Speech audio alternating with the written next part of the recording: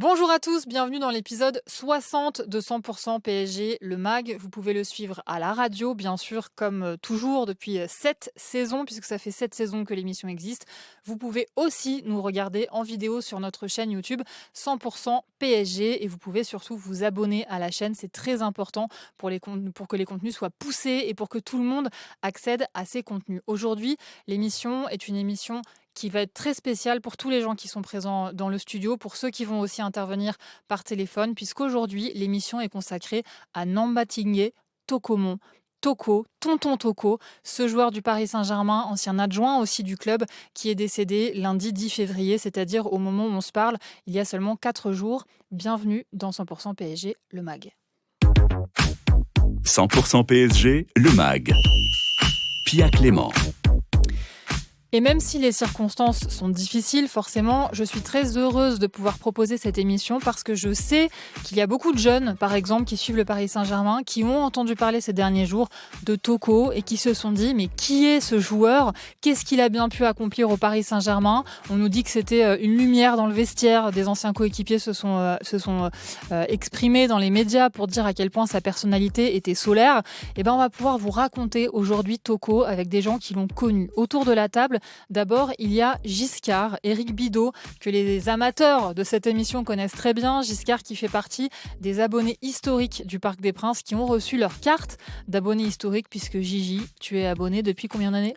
C'est la 49e année d'abonnement. Là. Voilà, donc l'année prochaine, 50 piges d'abonnement pour Giscard. Et donc tu as connu toutes les années de Toko en tant que joueur, puisqu'il a joué au Paris Saint-Germain entre 1980 et 1985. Tu étais là, tu étais en tribune, tu te souviens de tout puisque tu es un ordinateur sur pattes de l'histoire du Paris Saint-Germain.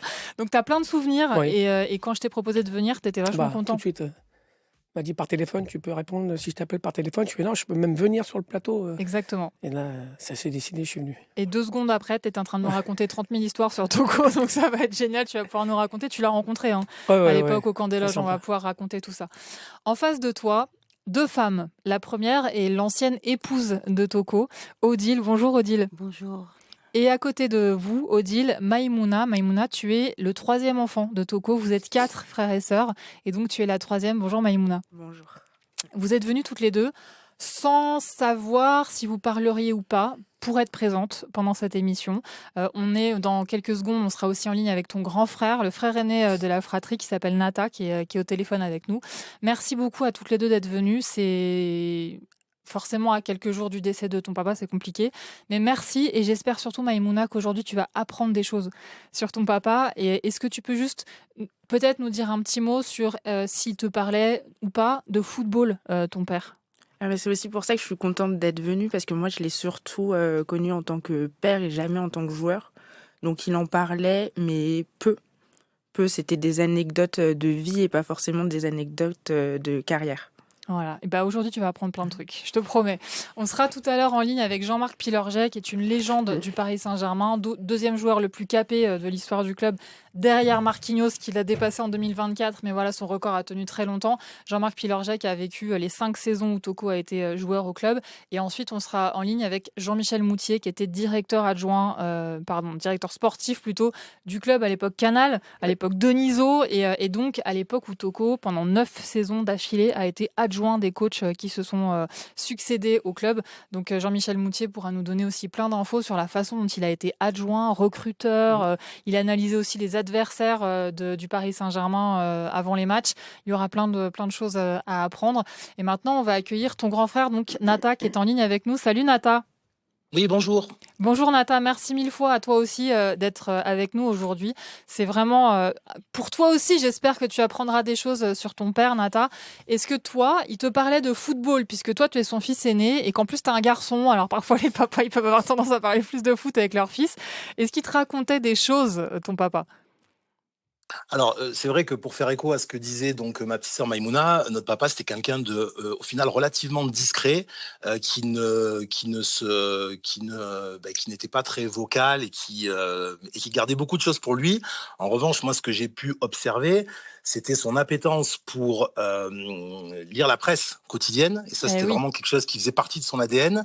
Mais pour autant, et aussi paradoxal que ça puisse paraître, c'est quelqu'un qui ne regardait jamais de match de foot à la télévision. Non. Ah, Voilà. c'est énorme! Ça, c'est quelque chose qui lui plaisait pas. Donc c'est quand même assez particulier pour en parler. Maintenant, pour revenir sur votre question, parler de sa carrière, moi, les souvenirs, qui m'animent aujourd'hui, alors vous comprenez bien, hein, et comme vous l'avez précisé, Pierre, on est dans une, situation un peu particulière parce que c'est encore tout frais, hein, donc on est Mmh. complètement dans l'émotion. Mais c'est vrai que pour ma part, quand je me refais le film, j'ai des souvenirs qui sont vraiment gravés à vie, et notamment, lors de sa c'est quasiment la décennie, où il était donc entraîneur adjoint, et où, en tant que gamin, j'avais l'opportunité de le suivre alors aussi bien au camp des loges, et d'ailleurs il y a une partie de sa vie, qui a constitué qui est, enfin Saint-Germain-en-Laye a été important dans sa vie, dans le sens où il y a habité pendant de nombreuses années, Mmh. et donc à proximité du camp des loges. Et quand il s'est agi de quitter Saint-Germain-en-Laye, il s'est installé dans une perpendiculaire de l'avenue de Versailles, en l'occurrence à 2 pas de la maison de la radio où vous vous trouvez aujourd'hui, et non loin du Parc des Princes. Donc ça en dit long finalement sur son attachement au club. Voilà. Donc Alors ça, c'est ce que c'est je voulais vrai. préciser. C'est vrai, que dans les interviews que j'ai pu lire de lui, il y en a pas énormément, mais il y en a, où il avait pris le temps de raconter un peu son histoire. C'est vrai qu'il parle vraiment du PSG comme, son club. C'est celui dans lequel il a joué le plus de matchs. C'est loin d'être le seul dans lequel il ait joué, hein, en France. Je vais refaire un peu, son parcours. Donc d'abord, il est né au Tchad. Il a grandi au Tchad et il est arrivé en France à 21 ans. Il est d'abord passé au FC Grenoble, ensuite à Albi, puis ensuite il est passé pro à l'OGC Nice, où il a joué quand même 99 matchs pour 26 buts. Il a fait un rapide passage aux Girondins de Bordeaux. Ensuite, il a fait 2 saisons plutôt marquantes à Strasbourg, puisqu'il a été champion de France sur la 2e saison. Puis une saison à Valenciennes, où pour le coup, il a claqué plein de buts et il a été repéré. Et ensuite, il est arrivé au Paris Saint-Germain en 1980. Nata, 1980, c'est ton année de naissance, si je ne m'abuse. 1978. Ah oui, 80, c'est Malika, ta petite sœur, c'est ça? Exactement, tout à fait, c'est bien ça. Donc toi, Nata, quand ton père arrive à Paris, bah, tu as 2 ans. Oui. Tes premiers souvenirs, ils arrivent à quel âge? À l'époque de tes premiers souvenirs, je suppose qu'il est joueur au PSG encore.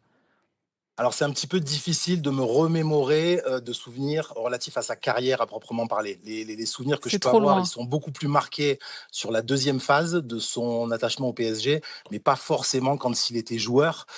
Ça, c'est un petit peu trop lointain et je j'arrive pas forcément. Alors, on se remémore souvent des histoires de famille, et donc à ce titre-là, je sais qu'on a habité donc à Vernouillet dans les Yvelines, on a habité avant Mmh. ça à Port-Marly, donc tout ça, mais je dirais que c'est plus des histoires de famille que des souvenirs à proprement parler. Est-ce que tu te souviens, par exemple, d'avoir été au Parc des Princes à l'époque?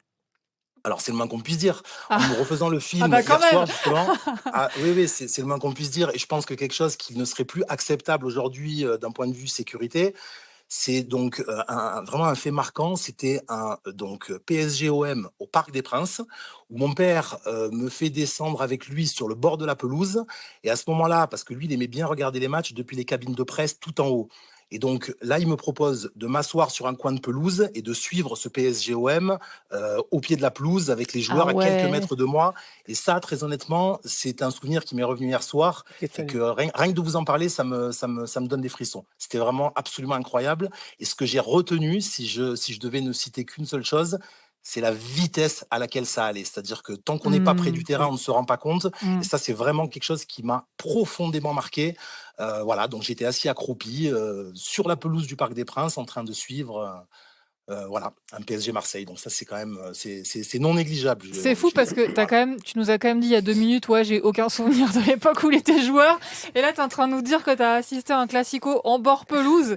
C'est quand même. Oui, C'est un mais grand souvenir. oui, mais il était entraîneur adjoint à ce moment-là. Il Ah, était c'est plus dans la joueur. 2e phase. Oui, donc toi, tu étais un peu plus grand et t'avais du coup un peu plus de 10 ans a priori. Puisque, Exactement, tout à ouais, fait. C'est puisqu'il exactement ça, ouais. il est revenu donc comme adjoint en 89, ouais, jusqu'à 98. On C'est ça. racontera ça évidemment aussi tout à l'heure. Juste pour Maïmouna et pour toi, Nata, dans le studio, on a donc Eric qui, lui, a suivi toutes les années de Toko au Paris Saint-Germain en tant que joueur. Mmh. Eric, est-ce que tu peux nous raconter déjà au global quel souvenir t'as gardé de ce joueur? Aucun. Non, je te non, non. Super. Non, non, moi, bah, j'avais connu au Parc des Princes, et puis Ouais. bon, tous les dimanches avec des potes, on allait au camp des loges, voir tous les entraînements le dimanche, été comme hiver, pluie, neige, on y allait, et c'était encore l'esprit famille, c'est-à-dire que tous les joueurs, Mmh. on les voyait, on pouvait discuter avec eux. D'ailleurs, j'ai une photo de lui avec moi. Bon, il y a 2 têtes d'écart parce que j'étais plus petit à cette époque-là, mais j'arrive Il pas y à aurait mettre la main toujours eu une dessus. tête d'écart, hein, je te Mais rassure. non, non, c'était quelqu'un de très abordable. Mmh. Puis souriant, même des fois les fenêtres étaient ouvertes, on entendait dans le vestiaire et ça chambrait, ça racontait des blagues. Franchement, c'est quelqu'un de très sympa avec qui tu pouvais parler football ou d'autres choses. Parce que je sais que lui, il était joueur tiercé, il aimait bien faire les courses. Et quand on se retrouvait à la fin de l'entraînement, on allait à Saint-Germain-en-Laye, il y a le marché, et en face, il y avait un tabac qui faisait PMU, tout ça. Donc il nous disait, ouais, il faut jouer le 14, il faut jouer le 14. Alors, au début, on jouait le 14 et on perdait. Merde. Est-ce qu'il nous donne des mauvais tuyaux pour gagner plus, je sais pas. Donc à chaque fois qu'il nous disait, joue le 12, je dis, ok, on joue le 14, ou le 13. Mais on perdait quand même de toute façon. Donc il était avec Suzic à l'époque. Safet Suzic, Ouais. qui est... Alors, Safet Suzic, ça a été un des coéquipiers du coup de ton papa, Maïmouna, et de ton père, Nata. C'était un joueur exceptionnel, Safet Suzic, et votre père l'a beaucoup dit en interview. Il disait beaucoup que Suzic et Daleb, pour lui, c'était l'équivalent de Messi et Neymar, ou C'était des Mbappé et dieux, c'est des Neymar. dieux, ouais. Voilà, que c'était des joueurs incroyables. Mais alors, du coup, sur le terrain, Eric, quel joueur il était, Toko? Alors moi, je le trouvais très grand. Moi, déjà, j'ai pris photo avec lui, donc je voyais qu'il était très grand. Mm. Tout le monde dit c'est un grand, c'est un bourrin, tout ça. Non, il savait quand il fallait mettre une patate, la mettre en lucarne, il savait le faire. Mais il savait jouer aussi finement. Et moi, je me rappelle toute ma vie, le duo quand il y avait Toko et Boubacar. Quand il y avait les deux. Boubacar Sarr. Ouais, ça, Ouais. Boubacar. Quand il y avait les deux, on était sûr que on était au-dessus de l'équipe adverse. Quand il en manquait un, il manquait quelque chose, quoi. Puis quand il y avait les deux, c'était mémorable. Quand on faisait des matchs de folie, ils se connaissaient les yeux fermés, ils voyaient les balles comme les Messi maintenant et compagnie. Il y avait moins de caméras, donc on en parle moins. Il y avait moins d'émissions télé comme maintenant. On parle, le gars, il fait un ciseau, sur toute la planète avec les réseaux sociaux. À l'époque, il n'y avait pas ça. Donc il n'y avait que téléfoot et puis c'est tout, quoi. Et puis le journal du soir. Donc nous, on voyait des choses, mais même en entraînement, on voyait des choses en entraînement. Il faisait un ciseau, il les mettait dans la barre. Puis il se retournait, il disait, alors les gars, et qui est le patron? C'est vrai, Ouais. toi, t'as vu ça? Ouais, Au quand cambriolage. on était juste derrière le grillage, quoi. Puis il parlait assez fort. Puis quand il fait ça, il se retournait vers tout le monde, il fait, et qui est le patron? Il dit, ouais, t'as de la chance, t'as de la chance. Je dis, peut-être. Non, mais il était très drôle et simple, très très simple. Il se prenait pas la tête. S'il y avait une faute sur lui, il regarde le gars, oh, doucement. C'était pas le genre à s'énerver comme ça. Au contraire, il calmait tout le monde. S'il voyait deux joueurs qui commençaient à s'embrouiller à l'entraînement, il allait les voir. Oh les gars, hey, c'est du foot, hein. Ok, c'est notre métier, mais c'est du foot. Et les gars, ils se calmaient tout de suite parce qu'il avait une aura. Ça imposait, quoi, quand il parlait. Tout le monde écoutait, quoi. Odile, j'ai envie de vous poser cette question sur son aura et sur cette personnalité. Tous les anciens joueurs qui ont joué avec lui ou qui ont été sous ses ordres, entre guillemets, quand il était adjoint, parlent de ça, de son calme, de son tempérament posé, du fait qu'il était de bons conseils aussi, qu'il aidait aussi les autres à se calmer quand il y avait un peu trop d'excitation. Est-ce que ça vous parle, ce portrait de lui? Oui, il a toujours été proche des autres. Et donc toujours lumineux, mais sans le savoir. En fait, il ne cherchait pas à prendre la lumière. Il ne faisait rien pour ça. Il avait une certaine humilité, mais il était solaire. Et donc, partout où il entrait, on le voyait. Et dès qu'il pouvait aider des gens, il le faisait. Moi, je me souviens à Saint-Germain-en-Laye, quand il était dans le staff technique, il avait les petits jeunes du centre de formation. Eh ben, il les avait pris sous sa coupe. C'était le tonton. Et d'ailleurs, quand au stade, ces jeunes entendaient les autres l'appeler Toc, Toc, se disaient... Alors, il venait, il l'appelait Toc aussi, il les reprenait immédiatement. Ouais. Qu'est-ce que t'as dit? Tonton Toc, s'il te plaît. Ils se mettaient tous au garde à vous. Oui, les petits jeunes, là, chacun à sa place. Hein. Voilà. Moi, c'est Tonton Toc. Mais il était bienveillant. Certains venaient d'Afrique, étaient loin de leur famille. Moi, j'ai fait à manger. Je préparais des plats africains pour eux. Il les faisait venir à la maison pour qu'ils aient un petit peu ce réconfort-là, un petit peu d'Afrique. Quand ils sentaient que le moral était un peu bas, voilà, ça, c'était Toko. Il avait cette générosité-là, ce souci de l'autre. Il a ouvert des portes aussi pour les joueurs africains, parce qu'après, il y en a eu plein qui sont venus au PSG. Je sais pas, Michel Ngom, Amara Simba, etc. Ouais, il y en a eu beaucoup qui sont venus après. Et quelque part, il a dû être, je sais pas, une inspiration pour ces joueurs-là. Vous sentiez ça, Odile? Oui, ouais. Certainement. Il y avait beaucoup de respect de la part des jeunes, ouais. Ouais. Bon, en tout cas, un charisme naturel. Je pense qu'on peut dire ça. Maïmouna, tu le reconnais aussi quand on parle de lui comme ça, ton père? Oui, totalement. Ouais. Totalement. Moi, c'est une fois de plus pas sur la carrière, mais je le ressens en tant qu'homme, il était exactement comme ça. Ça se voyait. Ouais, ça se voyait aussi sur le terrain. C'est pas le gars, comme dit madame, à prendre la lumière. S'il pouvait faire profiter quelqu'un, il ferait profiter de quelqu'un. Mais on voyait que c'était en sympathie, quelqu'un d'aimable, prêt à aider, quoi. Maintenant, il n'y en a plus beaucoup des joueurs comme ça, quoi. Ouais, c'est vrai. Enfin, c'est différent. C'est différent, mais voilà. Pendant une époque, c'était... Oui. Lui, il parlait de l'époque justement Borelli, donc l'époque où il était joueur, comme Odile, vous faites un... Les deux ensemble, c'est vraiment la famille, quoi. Tout à l'heure, vous avez évoqué le fait qu'il ne regardait pas de match de foot. C'est assez parlant parce que dans une interview que j'ai lue de lui, je crois que c'était sur le site Virage, il racontait qu'au Tchad, donc jusqu'à ses 21 ans du coup, il ne regardait pas les matchs non plus parce qu'ils n'étaient pas diffusés et donc il les écoutait à la radio. Voilà, sur France Inter. Ouais. Est-ce que vous avez ce souvenir-là? Peut-être toi, Nata, est-ce que tu as ce projet comment lui, il a vécu ça en tant que coéquipier? Mais ça veut dire que le foot, c'était ça pour lui en priorité, quoi. C'était être avec les copains et dans le vestiaire, etc. Alors, on l'a pas dit, mais il y a une particularité de Toko sur le plan technique, c'est qu'il était capable de se transcender sur les matchs où il fallait le faire, sur Important, les matchs importants. Donc, les 2 trophées qu'il a gagnés avec le Paris Coupe de Saint-Germain, France. les 2 Coupes de France en 82-83, il marque sur les 2 finales. Les premiers trophées, en plus. Ouais. Les tout premiers trophées de l'histoire du club. Ouais. Hein. Il marque sur les 2 finales. Il marque aussi le tout premier but de l'histoire du Paris Saint-Germain en Coupe d'Europe. Ça, c'est quelque chose qu'on entend beaucoup. Mais sur ce match-là contre Sofia, tu vas avoir des souvenirs à nous raconter. Sur ce match-là contre Sofia, où on gagne 5-1 le match, il met un doublé. Ouais, il met 2 buts. Et c'est son deuxième but qui est ouf, en fait. Qui est... Un ciseau. Voilà, Ouais, un ciseau 80e volé. minute, un truc comme ça, 10 minutes de la fin. Ouais, ils ont remis 3 buts ciseau, derrière. ouais, Ils ont ouais. mis 2 buts derrière encore. Ouais. Tu te souviens de ce match, toi, Eric? Je me souviens, j'étais au parc, puis après, quand je suis rentré à la maison, on a réussi à revoir le match. Et il y a une phrase, c'est un peu du Ibra de maintenant, quoi. Quand il y a un journaliste qui va le voir, qui fait Alors, Toko, vous avez marqué un super but, c'est votre plus beau but. Et lui, d'un air, mais en rigolant, il fait Vous me connaissez, j'en ai marqué des plus beaux dans ma carrière. Et rien que cette phrase-là, Ouais. ça m'a. C'est marrant parce que tu racontais tout à l'heure le fait qu'il n'y avait pas beaucoup de matchs et que en gros tout le monde regardait téléfoot, Ouais. etc. Et en fait cette phrase-là, elle est Tout le devenue monde la connaît. tout le monde la connaît. Le journaliste en question s'appelle Georges Dominique Ouais. et je crois qu'il avait dit même à Toko, t'as fait ma carrière quoi. Grâce à toi, j'ai une carrière et maintenant les gens connaissent mon nom grâce à cette phrase-là. Mais c'est vrai que ce but, Ouais. je l'ai revu tout à l'heure. Ouais, magnifique. Il est fantastique. Mais Ibra, lui, il faisait mais il était sérieux, comme ça.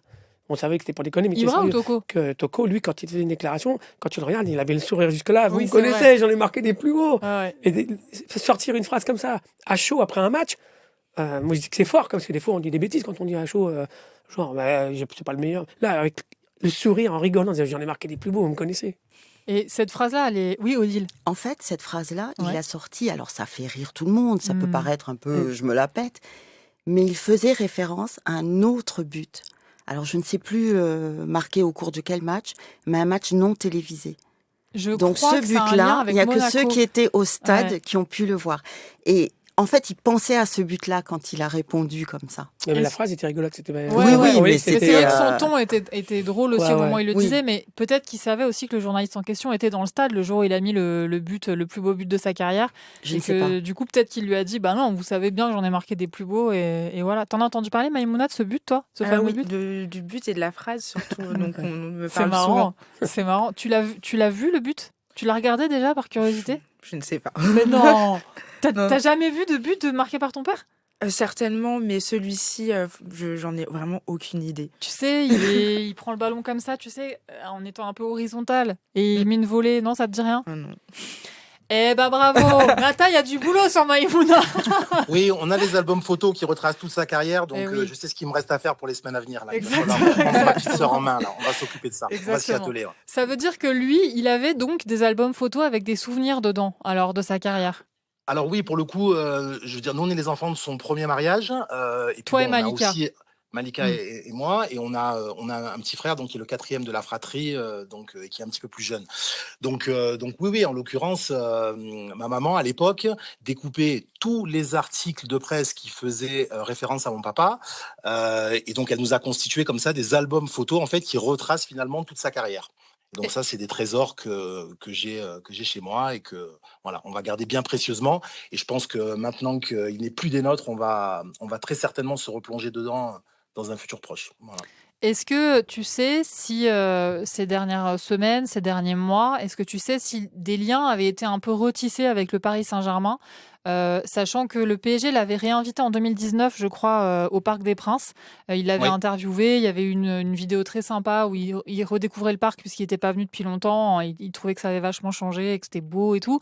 Est-ce que tu sais si ces derniers mois, le club ou des anciens ont été avec lui et l'ont un peu soutenu?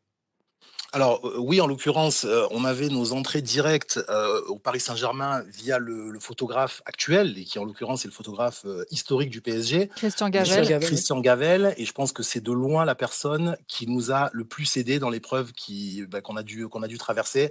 Il a été d'un soutien absolument incroyable et donc c'était notre relais avec la direction du Paris Saint-Germain. Ces derniers temps, de par l'état médical de mon papa, on a eu besoin d'aide et donc on Mmh. s'est permis de solliciter de l'aide et via Christian Gavel, on était en effet en contact avec le management du PSG et on attendait un retour de leur part. Donc oui, à ce titre-là, et on a eu écho via Christian qu'en effet, ils avaient pris à bras le corps la problématique concernant mon père et qu'ils en parlaient. Donc ça, Mmh. c'est déjà une première chose. Et par ailleurs, en parallèle de ça, et ça, je le sais aussi de la part de Christian Gavel, tous les anciens joueurs se sont, mais à l'unisson, mobilisés vraiment pour nous présenter leurs plus sincères condoléances et se Mmh. rappeler au bon souvenir de notre papa. Donc, ils nous faisaient des impressions d'écran pour nous montrer un petit peu toutes les anciennes gloires du PSG qui échangent dans le cadre d'un groupe WhatsApp. Et c'est vrai que c'était vraiment très touchant et très émouvant de voir tous ces grands noms finalement qui parlaient en ces termes-là de mon papa. Donc ça, c'est d'actualité.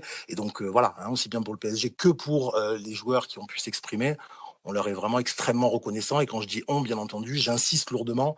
Je parle au nom de ma fratrie, hein, donc Mmh. Maïmona qui est avec vous en plateau, mais aussi ma sœur Malika et notre petit frère Nelji. Donc voilà, ça me semble important de le préciser. Merci beaucoup, Nata, d'avoir précisé ça. Tu sais, en préparant l'émission, en discutant avec Eric, qui est en studio avec nous, il me disait qu'il avait été aussi agréablement surpris par les réactions sur les réseaux sociaux des supporters, Eric, hein. Il y a Ouais, eu ouais. beaucoup de Oui. réactions sur les Bah, réseaux déjà, on sociaux. savait qu'il était malade, Mmh. voilà, puis après, bon, on n'avait plus trop de nouvelles.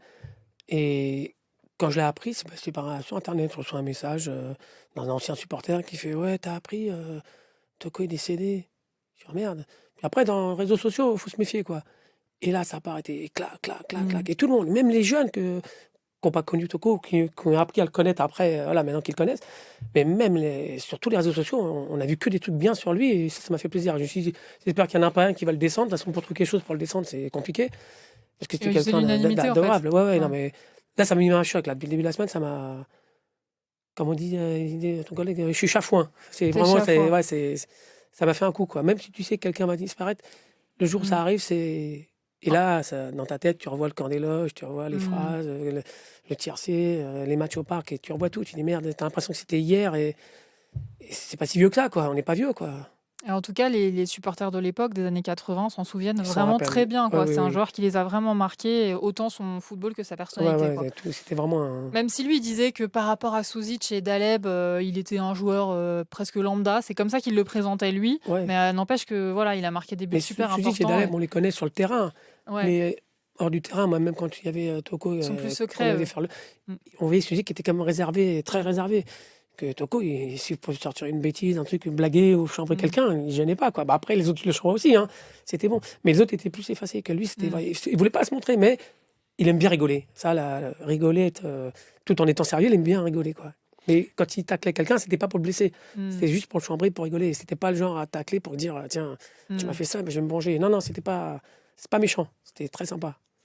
Nata, on va maintenant Oui. appeler Jean-Marc Pilorget et on peut pas avoir deux appels en même temps, donc on est obligé de raccrocher avec toi. Est-ce que tu voulais dire une dernière chose sur ton père ou sur le foot, le monde du foot, ce que tu veux?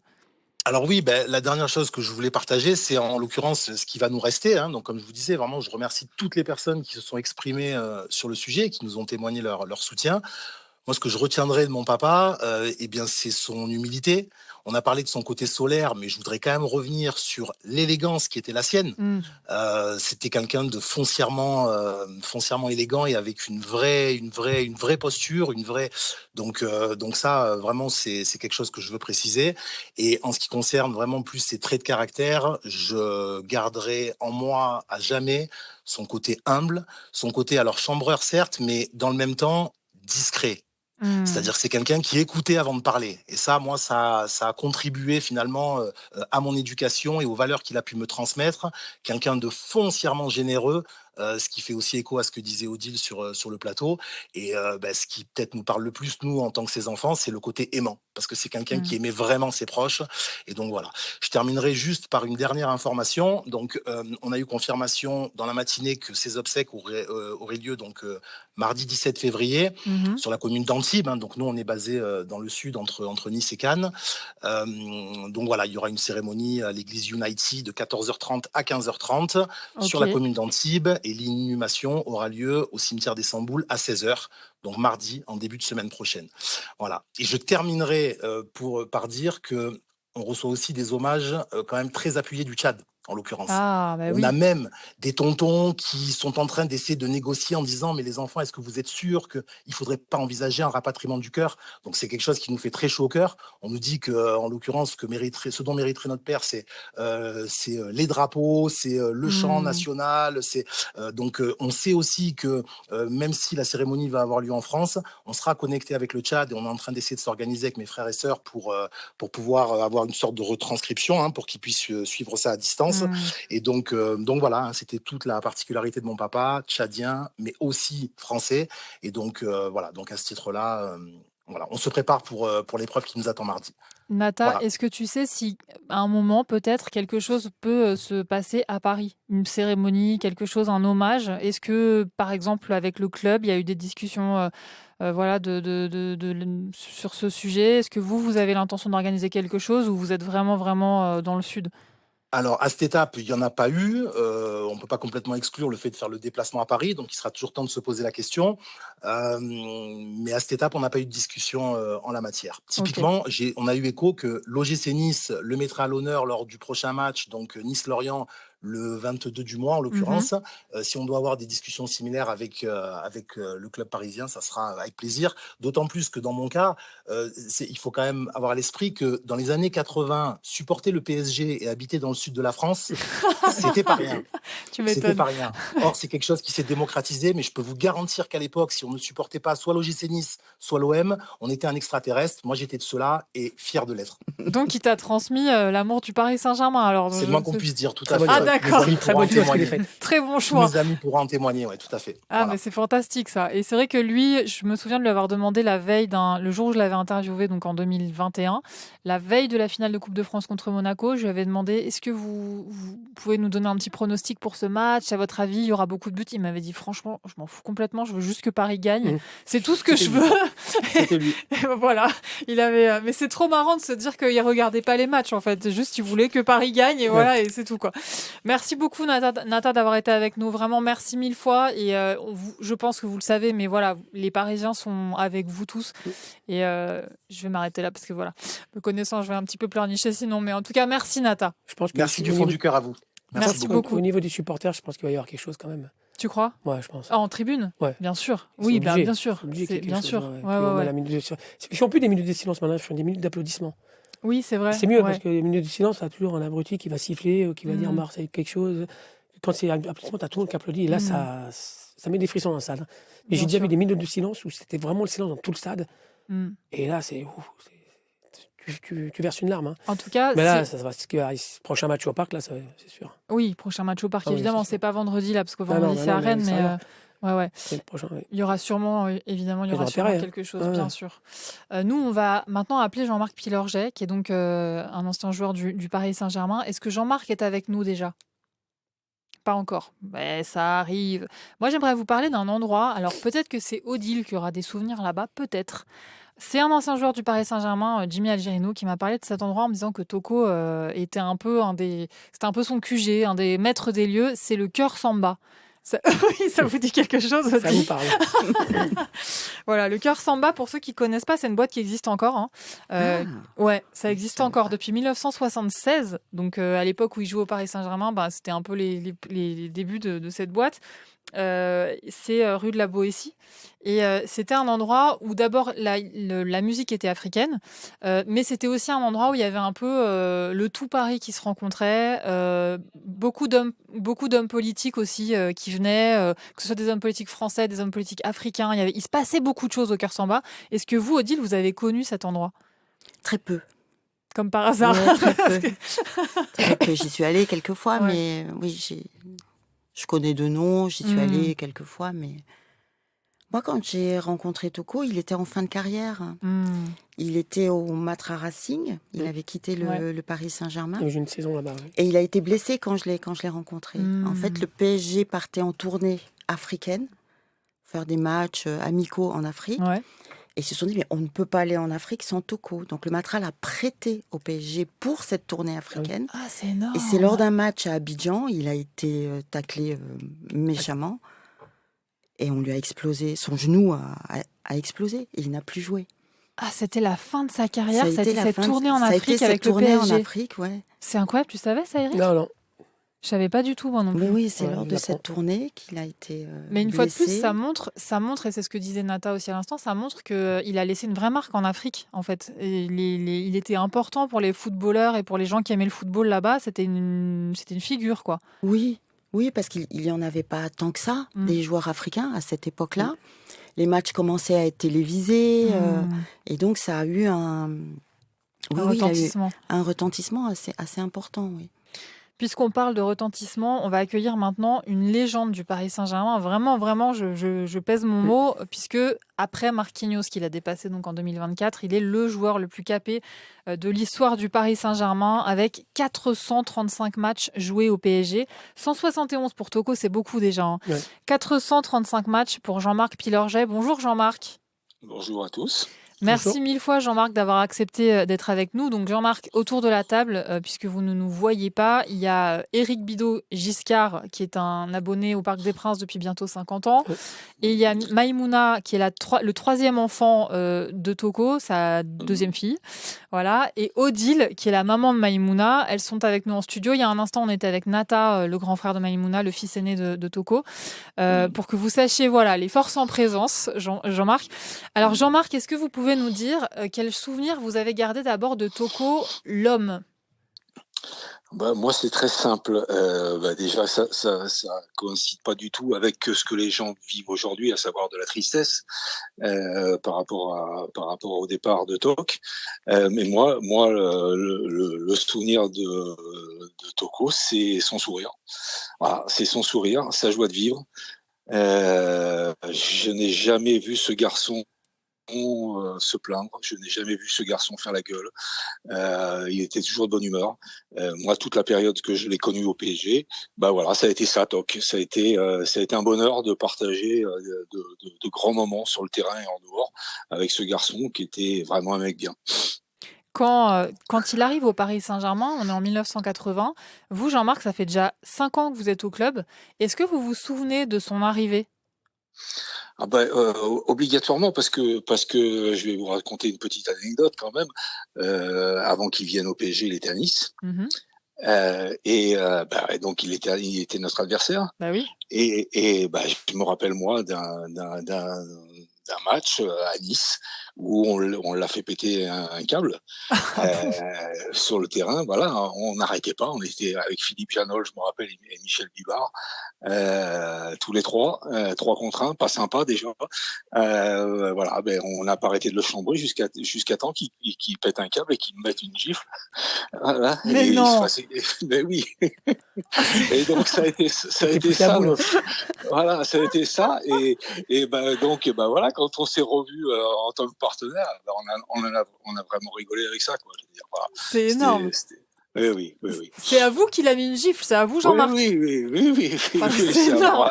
Mais du coup, quand il arrive au PSG, Odile, elle est morte de rire. Quand il arrive au PSG, vous avez forcément ça en tête, mais lui aussi, je suppose, il a dû se dire mince. Notre premier regard a été légendaire, quoi. Je veux dire, on se rentre dedans ou on s'embrasse. Ça a été un sourire et ça a été c'était oublié, quoi. Direct. Il n'y a même pas eu besoin finalement de mettre de mots, quoi. Vous étiez coéquipier à l'instant où vous êtes. Absolument. Et dans un groupe, je suppose que vous avez aussi été coach, hein, Jean-Marc, par la suite. Je suppose que dans un groupe, voir arriver une personnalité aussi solaire, c'est quand même du pain béni pour les coéquipiers et pour le coach. Pour le coach, oui, certainement, oui. Mais pour les joueurs aussi, parce que comme je vous l'ai dit tout à l'heure, c'est un garçon qui avait toujours le sourire, qui avait toujours la banane, qui était hyper positif. Je pense que il aurait été joueur aujourd'hui, il aurait fait du bien au football. Hein. Ah ouais, par son état d'esprit. Bien sûr, bien sûr. Et c'est vrai que Francis Lasserre, qui était dans cette émission il n'y a pas longtemps et qui nous a très bien parlé de Toko parce qu'il était à juste titre très inquiet pour lui, il nous a raconté vraiment la manière dont aussi il aidait les joueurs qui étaient en difficulté et comment il arrivait à leur dire mais t'inquiète pas, ça va aller, te rabaisse pas, ça va le faire, etc. Est-ce que vous, Jean-Marc, vous l'avez vu faire ça avec des joueurs dans l'effectif? Mais ça faisait partie de lui, ça. C'est pas un garçon qui se forçait pour justement faire ce genre de choses. C'était complètement naturel. Il a toujours été tourné vers les autres, un peu plus que vers lui-même, d'ailleurs. Voilà, c'est pour ça que ça a été un super partenaire. Voilà aussi. Vous avez eu, enfin lui en tout cas au PSG, mais du coup vous aussi puisque vous étiez là en même temps, il a eu plusieurs coachs. Il a eu surtout Georges Perroche, qui était coach entre 80 et 83. Puis ensuite il y a eu une parenthèse Lucien Leduc en 83-84. Et puis Georges Perroche est revenu en avril 84. Il avait quel lien avec ses coachs, Toko? Bah, c'est difficile pour moi de répondre à cette question dans la mesure où bah, chaque joueur a un rapport particulier avec un coach. Des fois, on est proche du coach, des fois, on l'est un peu moins, et vice versa, et vice versa. Mais je crois que lui a toujours fait comment dire, ça a toujours été naturel chez lui, et donc, ben, les coachs étaient c'est pas se servaient de lui, je vais pas dire ça, une chose, mais S'appuyer sur lui peut-être. il savait que ça pouvait être un relais pour eux. Voilà. Donc c'était quelqu'un de confiant. Ouais, mais c'est ça. Je pense que moi, j'ai souvent répété ça quand j'étais coach, et je cherchais les joueurs fiables. Voilà, ben, je pense que Toc c'était un joueur fiable. Voilà, pour un coach. Et Jean-Marc, comment vous expliquez le fait qu'il soit capable de marquer dans les matchs où c'est important de marquer dans les finales, etc. Qu'est-ce qu'il avait mentalement qui faisait qu'il arrivait à mieux se concentrer, plus se concentrer quand il fallait être là? Je sais pas si c'était un problème de concentration. Moi, je C'est pense lui que qui l'a c'était dit en plutôt... interview, c'est pour ça que j'utilise ce mot. Il disait j'ai besoin d'être très concentré pour marquer. Ouais, ben il avait une manière à lui de se concentrer qui était particulière alors, parce que jusqu'à 5 minutes du coup d'envoi, il déconnait. Donc c'est sa façon à lui. Voilà, c'est ça, exactement, sa manière à lui. Non, mais voilà, il fait partie moi, je me rappelle un jour où il marque un but, je me rappelle plus contre qui, et le journaliste lui à la fin du match lui dit putain, vous avez marqué un superbe but. Ah non, moi j'en ai marqué des plus beaux, il lui répond. Voilà. Ouais, je vous cache pas qu'on a déjà débriefé cette petite phrase avec Odile, Maïmouna et Eric. Ouais. Oui, parce que même Maïmouna nous disait qu'on lui en reparlait assez souvent de cette phrase, que ça avait vachement marqué les gens. Encore un de mes collègues. Même tes collègues au travail. Ah ouais. Oui, c'est quelque chose qui a marqué beaucoup de gens, ça. Hein. Mais encore une fois, c'était un truc naturel chez lui. Voilà, il se voilait pas la face, il se cachait pas derrière on peut dire, on peut pas dire. Voilà, lui, ce qu'il avait envie de dire, il le disait. Alors, au PSG, il a marqué 43 buts et délivré 21 passes décisives. Il avait été recruté pour jouer en appui de Dominique Rocheteau. Comment ça se passait en attaque? Quel genre d'attaquant c'était? Son style de jeu, pour vous, Jean-Marc, c'était quoi? Bah, c'était comment dire, justement, c'était particulier parce que personne n'était capable de dire ce qu'il allait faire à un moment précis, quoi. Je veux dire, il nous a sorti des trucs vraiment d'un autre monde, quoi. Je veux dire, voilà.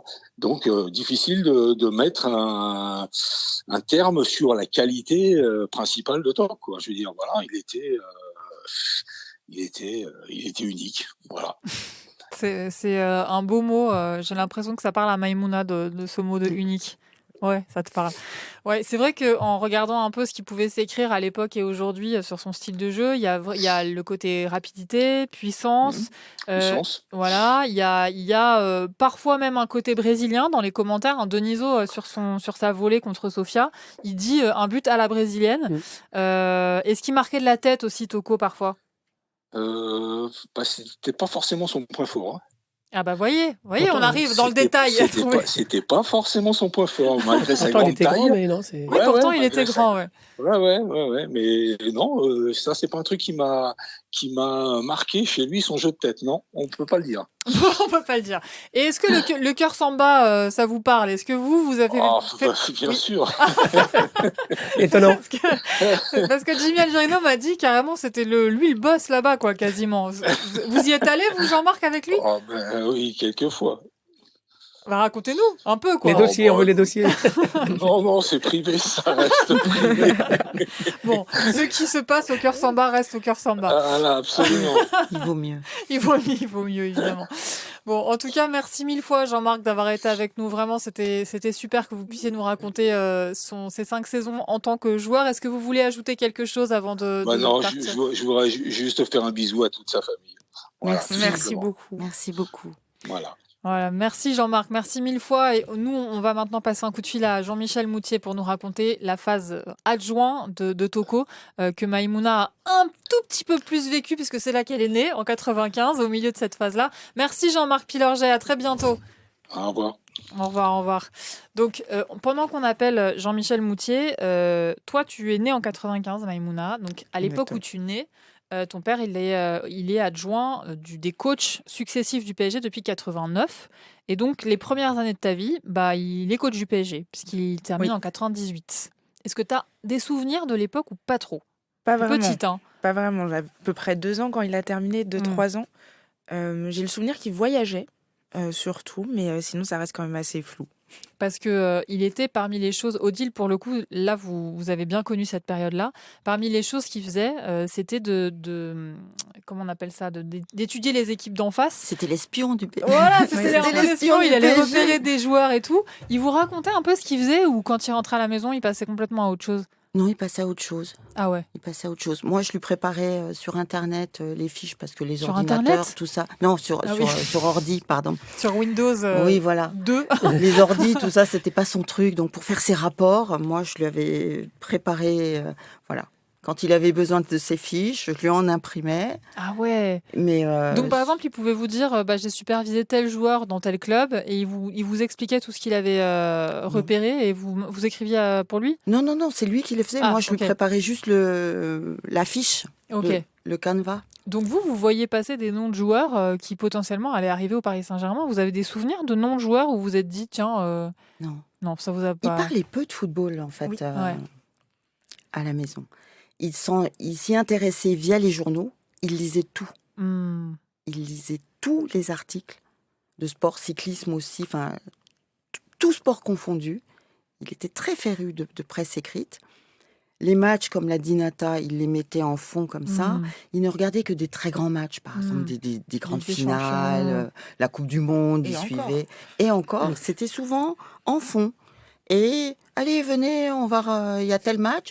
Mais c'était plus l'occasion d'être entouré, Entre de d'amis. faire un bon repas, de discuter. Et puis, s'il y a une petite action là, sympa à regarder, on la regarde, on la commente. Surtout qu'après, il est ralenti, donc on a le temps de revoir après.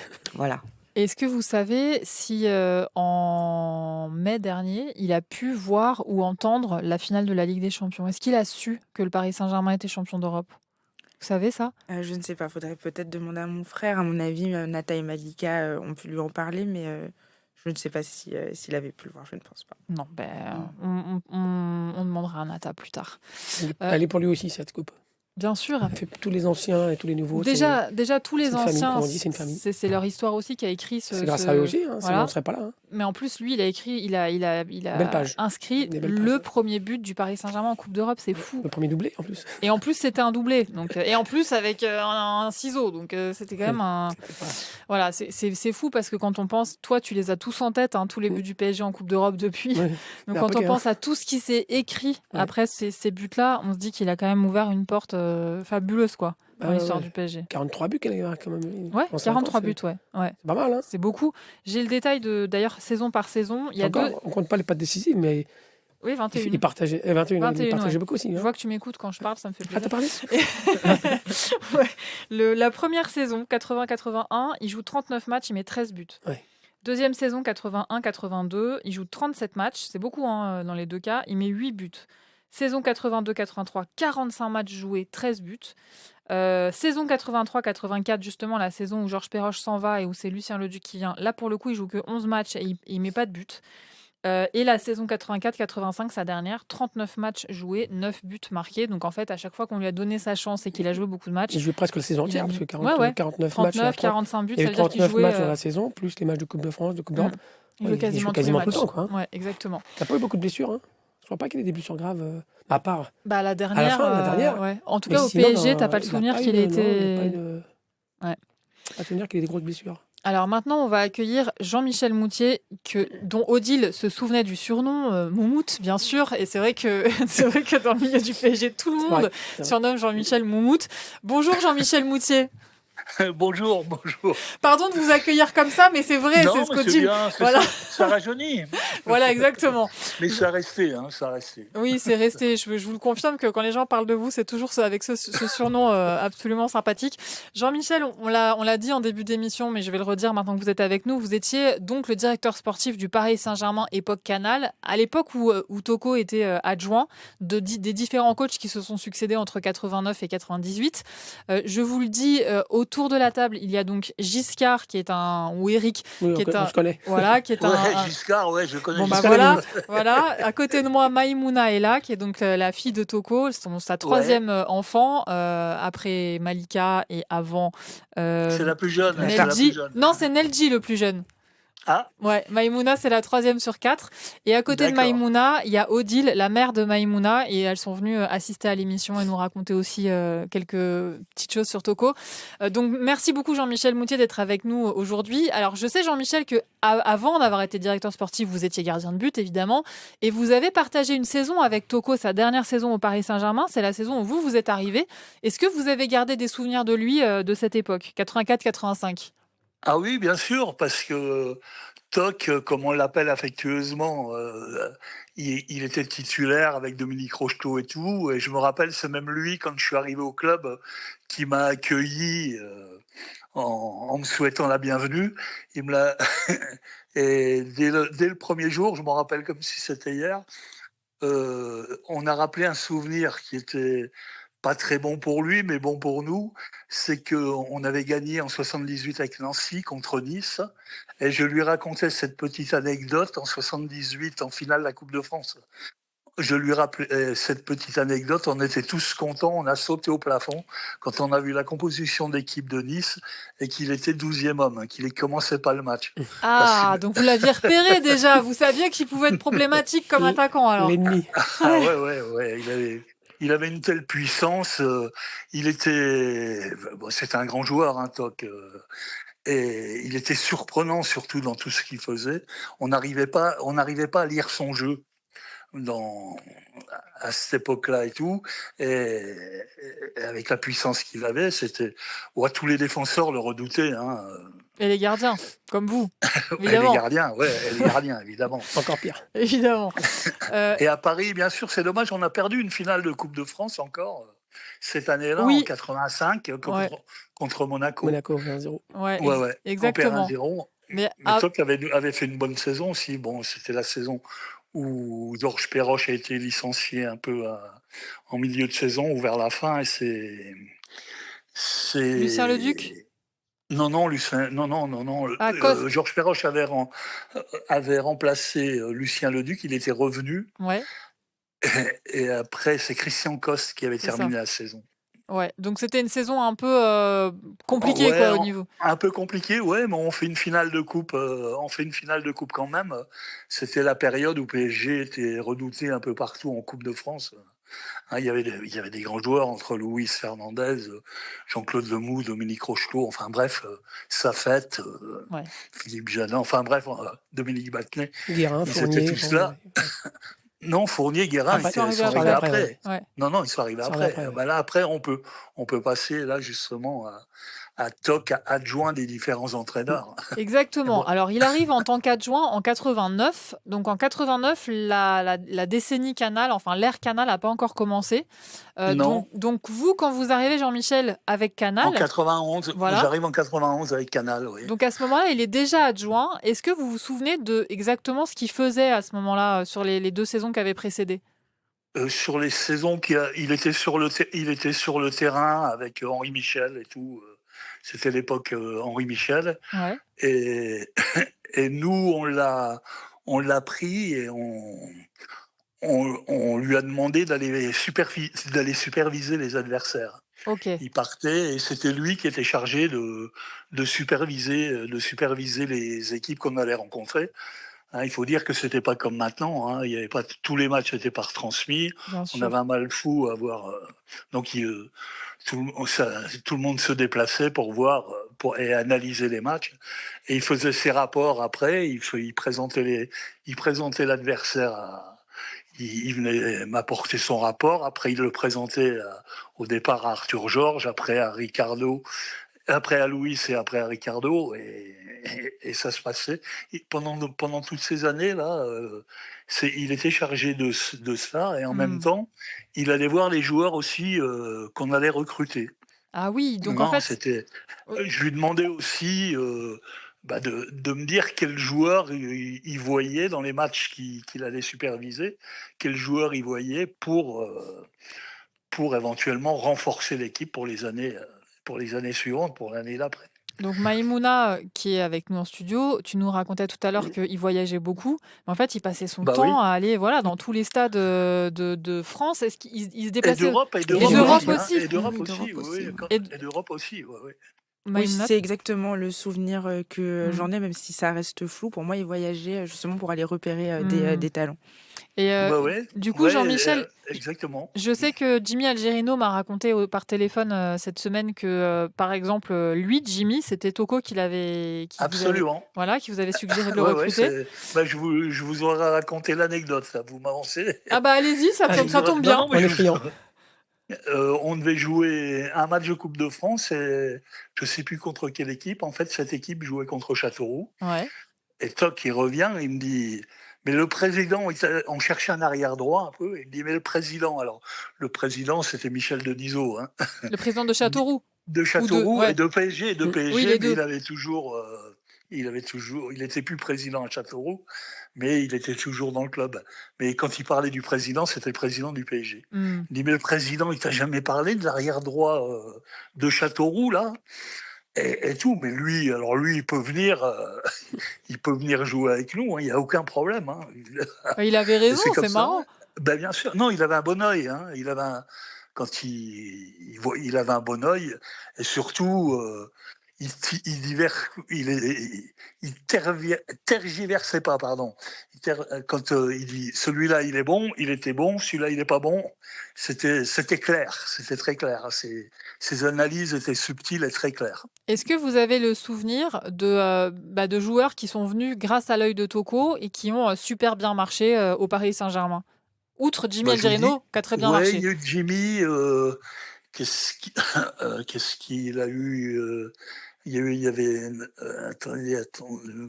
Mais on allait voir quand même Vincent Guérin, hein, des joueurs comme ça, qui étaient connus, bien sûr, mais qui n'avaient pas encore la notoriété, qui ont eu la notoriété À Paris, au ouais. PSG, à Paris après, Mmh. même s'il avait joué au Matra Racing, mais c'était pas pareil. Hein, c'était tous les joueurs qui étaient là. Il y a eu le regretté Sassus qui était là, qui a été voir aussi quand il jouait à Cannes. C'est tous des joueurs, des joueurs du championnat. Ouais, et donc des joueurs qui ont joué beaucoup de matchs au Paris Saint-Germain, qui se sont super bien intégrés au collectif. Du coup, Ouais, ouais, absolument. à l'époque, quand on va voir un joueur qui joue par exemple à l'AS Cannes, à Châteauroux ou peu importe, et qu'on lui dit le Paris Saint-Germain s'intéresse à toi, c'est un club qui attire les joueurs à l'époque. Hein. Il y a des épopées européennes dans les années 90. Enfin Ah voilà, ouais, ouais, absolument, ouais, ouais. donc ça devait Ouais, être. c'est absolument. Et puis après, moi, j'allais les voir parce que j'aimais bien sentir comme ils me défrichaient vraiment bien le terrain. Et après, j'allais voir parce que j'étais le premier à rentrer en contact avec le joueur hein, Hmm. Oui, c'était pas quand on lui qui l'appelait. rentrait en Donc contact en fait. non, non, non, non. Lui, Hmm. il apportait sa touche technique, le ressenti qu'il avait, et voir un peu tout ce qu'il aurait pu nous apporter. Il avait un immense respect pour les joueurs de foot en général, parce que je me souviens quand je l'avais interviewé, il était très énervé contre les anciens joueurs qui critiquent les joueurs actuels dans les médias. Et il m'avait vraiment dit, ça me fout les boules de les entendre critiquer, parce que ceux qui sont sur le terrain aujourd'hui, s'ils sont là, c'est qu'ils le méritent, et il ne faut pas les critiquer comme ça. Est-ce que vous avez ce souvenir qu'il avait beaucoup de respect pour les joueurs qui supervisaient et les joueurs en général quand il était votre adjoint? Oui, oui, oui. Non, non, mais il a toujours respecté tout le monde. Hein. Il avait une éducation, donc il respectait les gens, il respectait la hiérarchie, il a toujours respecté tout le monde sous son air de bon vivant et de joyeux luron. Hein. Mais c'était le bon mec, comme on dit, attachant. Et Jean-Michel, si une cérémonie ou un hommage avait lieu à Paris, est-ce que vous viendriez? Oui, oui, oui, bien sûr, bien sûr, Bon, bah absolument. merci beaucoup d'avoir été avec nous, Jean-Michel Moutier. Donc vraiment une des figures du Paris Saint-Germain époque Canal+. Eric, il est content. Hein. Ah ouais, Hein, t'es content? Pilorget, Moumout. Non, franchement, c'est Voilà. que de la crème. Vous avez eu Jean-Marc aussi? Oui, Jean-Marc là, était avec nous juste avant. Ouais, juste avant. Ouais. Merci beaucoup, Jean-Michel Moutier, d'avoir été avec nous, en tout cas, et d'avoir... Eh ben, bonjour à toute la petite famille. Voilà. Hein, et bon courage. Merci beaucoup. Merci, Jean-Michel. Et voilà, tous ces souvenirs qui ont émergé de Toko, ils recoupent exactement... Enfin, on reconnaît la même personne. Et j'ai l'impression qu'il n'y avait pas plusieurs Toko. C'était voilà, le joueur, l'homme, le papa, on voit bien sur la photo le coéquipier. Le sourire qu'il a sur la photo. Voilà. Alors, c'est le sourire dernièrement, je vais me pousser un peu. C'est le sourire qu'on a connu, quoi. C'est Voilà. vraiment. Derrière moi, il y a une photo. Je pense que c'est une photo d'ailleurs de Christian Gavel, où donc on a Toko qui est là et à côté Dominique Rocheteau. Il a joué avec des superstars quand même au Paris Saint-Germain aussi. Et voilà, il est a priori, il vient de marquer. Oui, je pense. Juste son expression, il a un sourire absolument il radieux. il fait pas de Il est en train de il est courir. vraiment, il est simple, il est. Voilà. Il y a Rocheteau qui essaie de le rattraper, mais comme il court vite, c'est dur. Forcément. Il avait des grandes jambes, des grands compas. En tout cas, merci mille fois, Maïmouna et Odile. Est-ce que vous voulez ajouter quelque chose, une dernière chose? Déjà, merci à vous. Et pour moi qui ne l'ai pas connu en tant que joueur, je l'ai vraiment reconnu dans tous les mots que vous avez pu avoir et qui montrent un petit peu son parcours. Merci Maïmouna d'être venue jusqu'à nous. Vraiment, c'était très généreux de ta part et courageux. Donc, merci beaucoup. Merci aussi Odile de nous avoir... On a eu un petit... Avant que le micro ne s'ouvre, on a testé les micros et on a dit à Odile, est-ce que vous pouvez juste parler pour tester le son? Et Odile, elle nous a juste récité un poème d'Aimé Césaire. C'était un moment fabuleux avec sa voix douce. Merci Odile pour votre présence. Merci beaucoup. Merci. Et puis, je pense que Eric, tu t'associeras à moi. Mais voilà, toute la famille PSG est avec vous et on espère que les jours qui vont arriver vont pas être... vont être des beaux moments où vous serez ensemble et où ça va bien se passer. Merci du fond du cœur. Merci beaucoup. On vous embrasse tous. Merci de nous avoir suivis. Évidemment, si vous nous suivez sur la chaîne YouTube, n'hésitez pas à aller vous abonner. La semaine prochaine, je ne peux pas vous révéler le nom de l'invité, mais c'est énorme. Voilà, c'est juste énorme. Et c'est pas un joueur de foot. Vous verrez. J'espère que ça va se confirmer. Je te le dirai. Je te dirai ça en off tout à l'heure. En tout cas, merci à tous d'avoir été avec nous et bon week-end à tous.